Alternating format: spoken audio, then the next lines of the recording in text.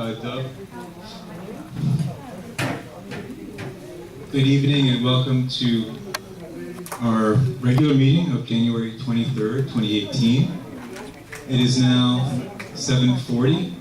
Carl, would you please call the roll? Here. Lewis. Marat. Marcia. Here. Crystal. Magic. Here. Dove. Here. We got it. Okay. 5 members are present. We have a quorum.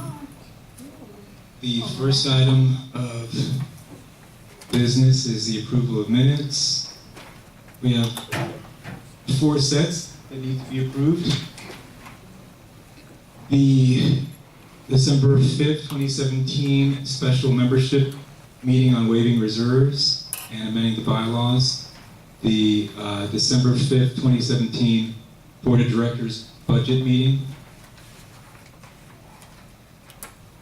The November 21st, 2017 closed meeting.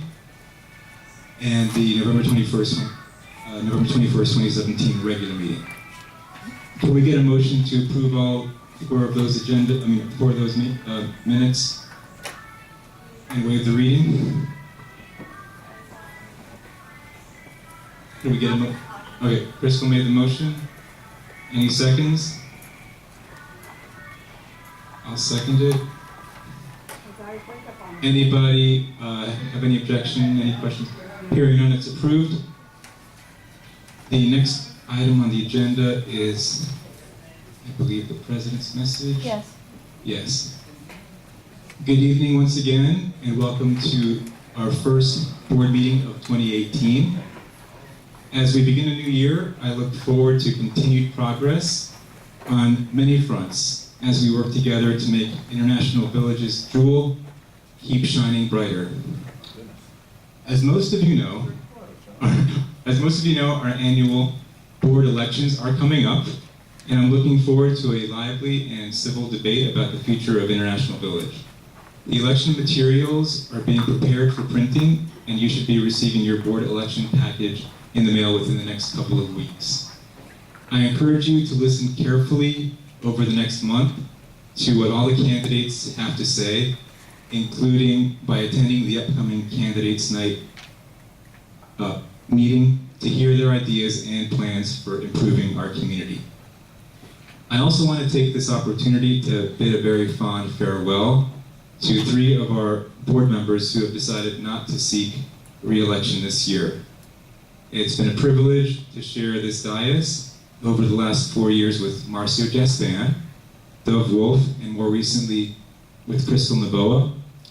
Together, we truly turned International Village around. It took a lot of hard work and heavy lifting, and we took a lot of grief and abuse for it, but this community is a lot better off for their service. So please join me in giving them a very appreciative and grateful round of applause.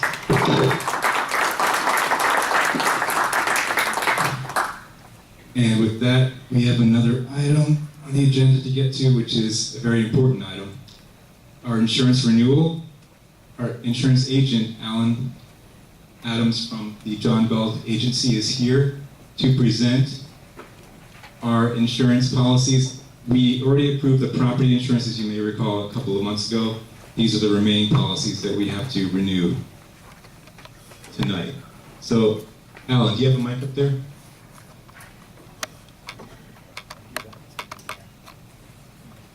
Testing. Hello, everybody. Nice to see you all again. Since we were here, I believe, in November, when we wrote your new property policy. What we're renewing this time of year is the rest of your policies, in which there are many.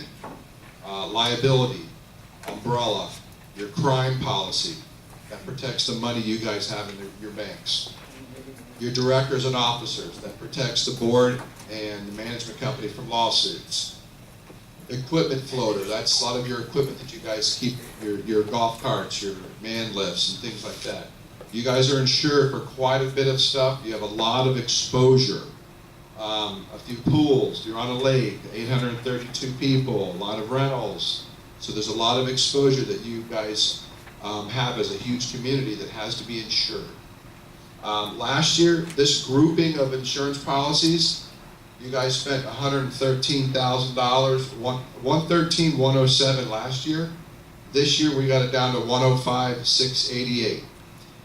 The previous year before that, I don't have it down, but you were well over 125. So it is coming down. I'm working with the board and John on how further ways we can continue to bring this down.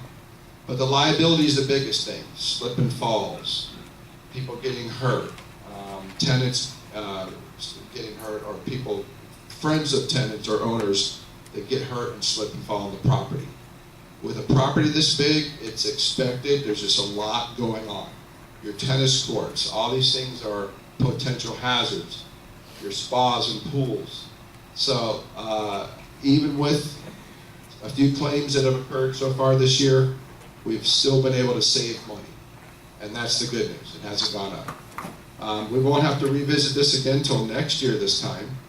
And the property policy, we won't have to revisit again until 2019. So you may not see me unless you guys want me here at your meetings for a while, which I don't mind showing up. But anyway, does anyone have any questions on the insurance? Does that cover break-ins here? Hold on. First, let's get the board first. Okay. And speaking for myself, it's always a pleasure to have you here, so feel free to come anytime. The board, does the board have any questions? Okay. Now we'll open it. Yes, Marcel. Okay, does that mean that if there are car break-ins, does that cover it? When it comes to automobiles, that's what your automobile insurance is for.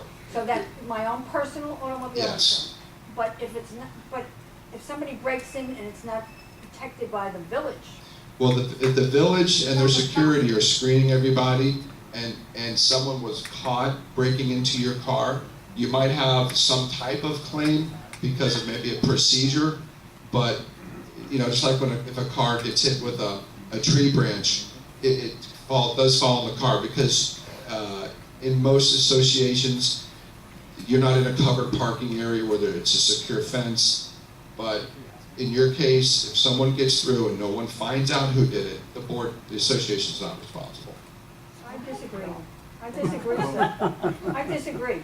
I mean, yeah, if somebody jumps over the wall and they don't have protection, You're security. the security, You're are in you a public, laughing? in a public, it's a So public you're telling me facility. that Throughway. I have to. Well, you cover- said a break-in, you're gonna have to call the police, file a complaint, see if they find the perpetrator, and if it's found out he was allowed to come in by the security, he's just a bad actor, maybe you could go back and make a claim, but it's rare. Because believe it or not, we would have 100 claims a day if that were the case. I have to ask you, this is an impressive reduction. How is it accomplished? Are we giving up anything to get You're there? giving up nothing. What we do as your agent, we've been your agent since 2011, and our carriers, many of them have been your carrier that long too. They don't want to lose you. So when I go to them and I beat them over the head, I usually get what I want. And you're a large account, yes, you have problems, but the carriers still do what we ask them to do. We asked for a little more and they met us close. But to change carrier, like liability, when you change a liability carrier that doesn't know International Village, you know, when you get a claim, you know, John and the board doesn't want to have to fight to get paid. If it's covered, it's covered. A lot of carriers, when they just step on and they have a lot of claims, you'll see them fight you. I think John will tell you over the years, if it was covered, it was paid for. Well, I appreciate what you're saying. What I'm not seeing on this summary is we must have deductibles on all of these. Your big policy, your general liability policy. General liability. Yeah, your deductible on that is, I think, $2,500, That's what it gets you. which is a small deductible with a lot of there's a few And claims. will the wind damage? This isn't property. It's just the rest of them. Property we already took care of. Okay, and what is the deductible on that, just? Property's 3% of the insured value of each building. Used to be 5, we got it to 3. Okay, how much is that in actual money? I can't do that math. Over 12 months, 230,000. That particular policy. Would be the deductible if we had claims? No. Oh, it depends on the value of each building? Yeah, your buildings are worth, $1 million something. oh yeah, they're almost 10 million each. Almost, like Okay. $9.3 million a piece, so 3% of that, so nearly. Where I'm going with this question is this. Speak up, Kurt. How much money should we keep in reserve to cover our deductible should we have a major claim? My standard response is as much as possible. Well, can you be a little more, 300, Well, I mean, 400,000? look, I don't have any, I only do condominiums, John Galt Agency, we're only a condominium agency. I think we have maybe 1% of our clients actually reserved for deductibles. Really, no one does. They wait for assessments. I'm asking, Well, I would say if you have a 3% deductible, and that, let's just say that each building, and you have 11, and they're each worth 10 million, that's Yeah. $300,000 a building, so 3,300,000 would be a and nice. that would be our deductible? That is if every building took on hurricane damage. Let's say 1 or 2 did. You wouldn't need all that money. We would need $3 million for our deductible? If every building took on hurricane damage that exceeded the deductible. Okay, well, that was my question, thank you. Yeah. You have almost 100 million in property. I'm sorry. Yeah, even though our car is on the property of when they break in, it's still not covered? Not by No. us. No, ma'am. What about liability? We had to pay our deductible. Yeah, If it's- someone breaks in our car. You know, It's a if, public street. it is actually private property, but in her case, and your good question too, yours too. It's understandable to think that the village is gonna be responsible for every bad actor. It's not, they don't. You have car insurance for theft, it's called comprehensive. And you have a deductible, you're right. Again, if they find the guy and they say the guard let him in, and you can show negligence on the association, you might be able to get a claim paid.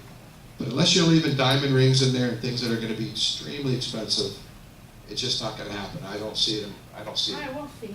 You park at your own risk unless you're assigned parking. We've been having too many break-ins. Well, definitely security needs to be alerted of this. This is not the man to talk to about that. Always call the police though, no matter what. Any other questions? Yes, ma'am. What about the wheelchair ramps? Are they covered under the insurance? No wheelchair ramps are covered under insurance. If someone gets hurt on a wheelchair ramp and it is They the fault of slip the, off? they slip off, well, I would say take that up with the board about applying non-skid surfaces to all the ramps. Well, they must be ADA acceptable, Right. which they're not. All right, again, that's not gonna be an insurance thing, that'll be, but we don't want anyone getting hurt on those either. So if there's a non-skid surface that we can apply, I would say the board take a look at that. This total is about the $105,000. That's not a lump sum payment. No, we actually finance that for you guys. So they pay a little bit down and a little bit per month until next year. And is there interest on top of that? Yes, there is. I think the rate's right at 4%. Okay, Yeah. reasonable. Thank you. Okay, any other questions? Yes, sir. Mine's a little bit out there, it's mostly personal. I can get seizures whenever they do an alarm test, and sometimes not everyone gets the message that there is going to be a fire and alarm test, or if it's an actual fire. And I have had problems before where I need to grab extra of my medication and have to walk out before actually walking out of the building. And it's hazardous for me, the fire alarm from the building, since I am epileptic. And it's kind of a thing, I see. it's for the help of others, but it's dangerous to me. Well, since you know that they're gonna, hopefully the association has a schedule that they can give you when they think they're gonna have a fire alarm test, and maybe you can prepare. Because we don't want to see you get Or hurt. two. You're right. Yes, Maybe, me too, I'm epileptic also. okay. Maybe a schedule they can give the residents, maybe post it on the marquee board that, hey, on these dates, we're gonna have these tests, prepare yourself. I think it's a great test, because there's a lot of people in this community, but, it could upset you guys where you could maybe invoke some type of, reaction. I was holding a pot of hot water and they shut the alarm and Oh, boy. trust me, what happens with the water, I didn't care. So I just kind of tried to let it down as gently as possible Good. before Are we I aware of could this hurt situation? myself. Make sure that the office knows about your situation so that you can be. Not we a can couple of them proceed know, with not it. all of them. Couple of them know, not everyone knows. The manager needs to know. What is your name? How about Carlos me trying to get Paez, that light P-A-E-Z. whatever you call it, having that thing installed, Yorkshire in 1 case up. something happens to me, which I've been declined. Well, it's good to have these meetings so we all know who needs what type of service. Then you have to call 911 and they have a key to get in. Any other questions for on insurance matters? They can decline it. Thank you, guys. Thank you very much. Thanks, appreciate it. Thank you, Alan, appreciate it. Can you wait? Next item on the agenda is, oh, I'm sorry, first we have to vote. We need a motion to approve the insurance.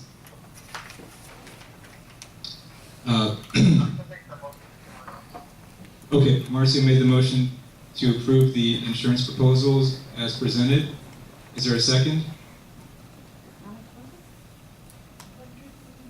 The total is $105,688,000, I'm sorry, $105,608.96. 105.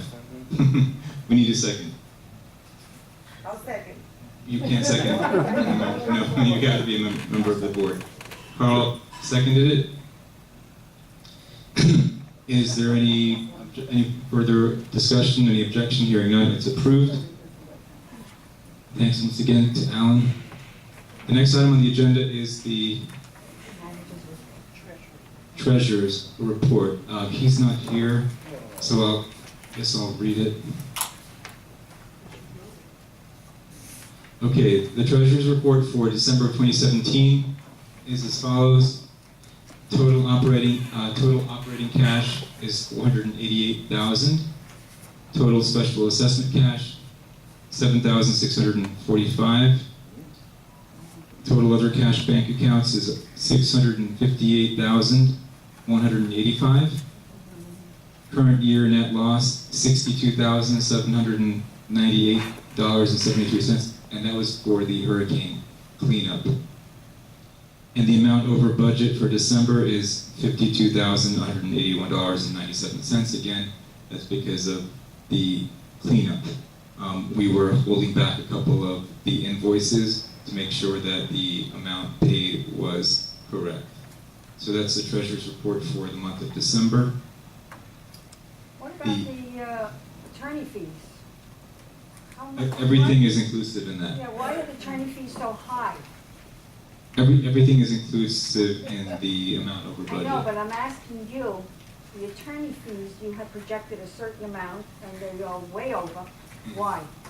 Okay, as I've explained several times before, we have one individual who has sued us multiple times, at least 20 over the years. There's one lawsuit that's still pending. That individual has lost that particular lawsuit. However, he is contesting the amount that he owes. So rather than try to settle it, he is waiting for the final hearing, which is going to be taking place next month, and the judge will determine how much he owes the association. So that amount that's over budget, it will come off that once we get reimbursed for our attorney fees, because this is a prevailing attorney fees case where the prevailing side gets their attorney fees reimbursed from the losing side. So that will come off that number at the end of, well, the year is already over. So it'll come off that amount. So basically, it's just that one, There's that, that's a big one, yes. right? I mean, because it was quite high. I mean, I know you talk to them all the time, and, I mean, that's a lot of money. Right. Legal fees. Yes. On that point, I'm gonna get passionate out of this thing. When this complainer loses, will he be responsible for the attorney fees that we have accumulated? That's what I'm saying. It's, okay, in this particular type of lawsuit, the winner, okay, gets awarded the prevailing side gets the attorney fees. So they get reimbursed their attorney fees from the losing side, but it's the judge that ultimately has to determine that amount if there is no settlement prior to the final hearing, which there is no settlement prior. So that number could, Oh, once we get yes. that back, that's gonna look a little bit more. Correct. He's already lost the case. Right. This is just going to the final hearing on determining the amount owed once the judge goes through our invoices. So the attempt, this, what appears to be an inflated figure will clear itself up once this gets settled, because we'll get a A reimbursement. lot of it will, yes. Yeah, okay. Mhm. Will we know about it? Of course, yes. We'll be very happy to tell you once that happens. Okay, the next item on the agenda is the manager's report.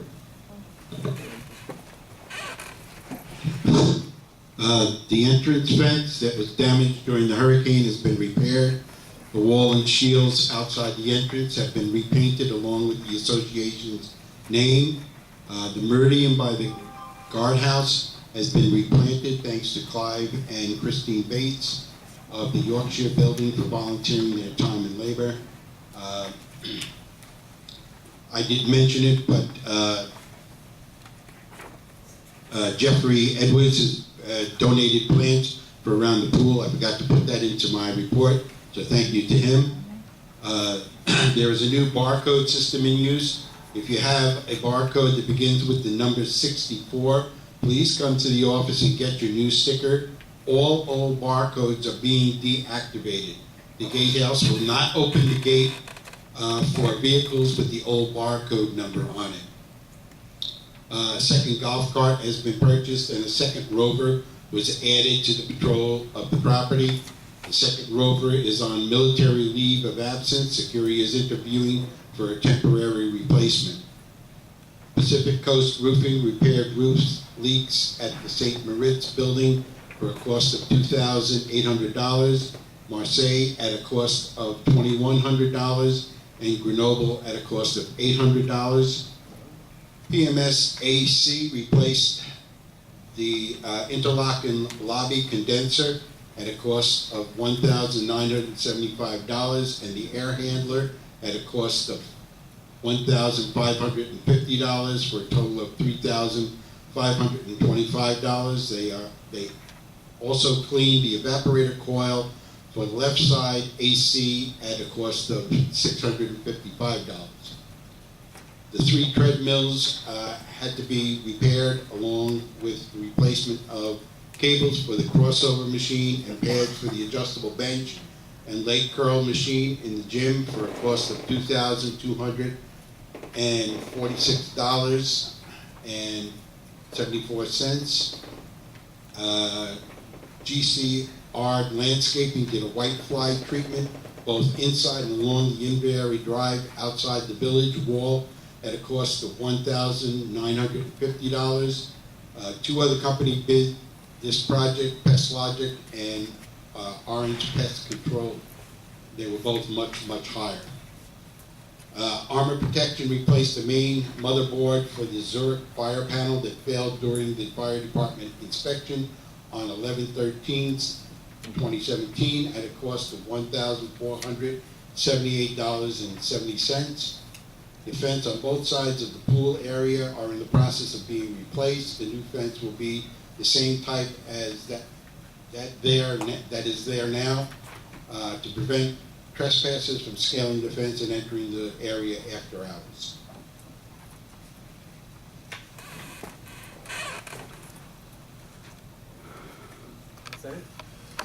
That's it. Okay, Dan, can you repeat about the barcodes? What numbers need to be 64. replaced? Any barcode that begins with the number 64. Begins or ends? begins. Okay, so the first two numbers are 6-4? Right, those are going to be turned off, and you won't be able to come in through the resident gate. If you pull up to the gate and it doesn't open because you have the old barcode, the guard will open the gate for you once, and that'll be the last time. Otherwise, you will have to continually go through the guest side, because there are too many people that are just driving up and they're popping the gate open, so we're eliminating that. I don't care if they've seen you 100 times, you have to have the proper barcode on your car. Again, is that 0064? That's six, beginning with 64. 0064. And that's happening when? It's in the process of happening now. We've put notices out for quite some time that people with those barcodes should be coming to the office and getting. Where are the notices right now? Where are they placed? They have been placed on the cars with that barcode. They were placed on their windshield so that they would know that they have to. When was this? It's been for the last couple of months. How many are left? Approximately. Austin will talk about it on his report. All right, that's fine. So if you didn't get a notice on your car windshield, you're okay? Excuse me. But just in case, if everybody would just check their barcodes, if their first 4 digits are 0064, then go, please visit the office and get a new barcode. And why is this being done before we go to the audience? Why is it being done? Before we go to the audience, can you explain why? Yeah, one of the reasons is that we were having a lot of trouble with the barcode, but a lot of old barcodes were out there on cars, and people that had moved out still had barcodes that hadn't been deactivated. So anybody at that, it seemed like anybody could be driving in because the gate would just pop open. We upgraded the program for the barcode system, and in doing that, we said we might as well reissue all the new barcodes. The other thing was that with the old system, when they handed out the barcode, they never cross-referenced who that barcode belonged to. So when security would go around and look at a car and see the barcode and then come in to tell us this car was illegally parked for whatever reason, we had no way of telling who that person was. So now, when Shai puts it into the computer, she's cross-referencing it to the owner's car so that we can find out if somebody has, violated a parking. Okay, we had some questions. I saw some hands up. Jerry. Dan, that gate stays open for quite a while. I mean, I can drive up and see the gate open before I go through. And the same thing is true on the exit gates. The exit gates stay up. And I remember last year we had a tow truck that came in the exit side to take a car out, never having to go through the entrance. So those The problem with the exit sides is there is a loop underneath the pavement there that does not work. It hasn't worked for years. And what's supposed to happen is you have an electric eye that when the car passes it, that's what pops the gate open. Once the car drives away from that loop,